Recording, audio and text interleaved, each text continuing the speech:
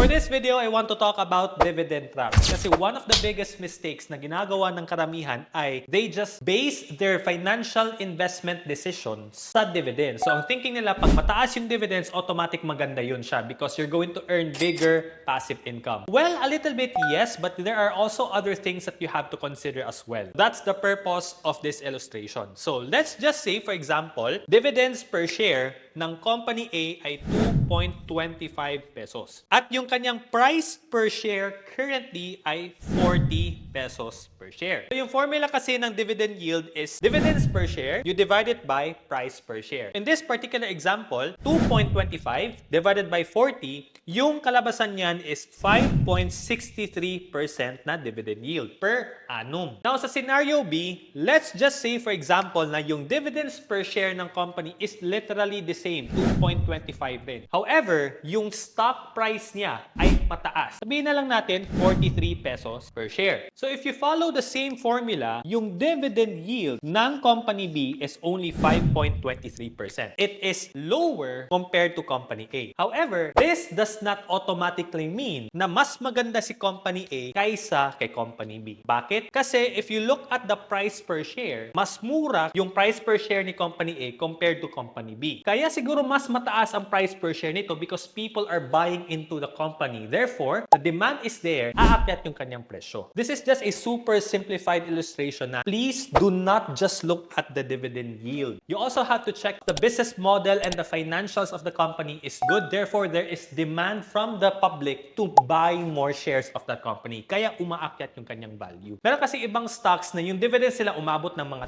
10%, 12%, pero yung price per share nila ay napakamura, especially during moments na bababa yung market. So people will automatically think na, hala, maganda to kasi I'm going to earn more from dividends. However, there is also a big chance na yung capitalization mo ay mawala or mag-decrease in terms of value because yung price per share niya ay hindi tumataas in value. If you have any other questions about finances, just put them in the comment section.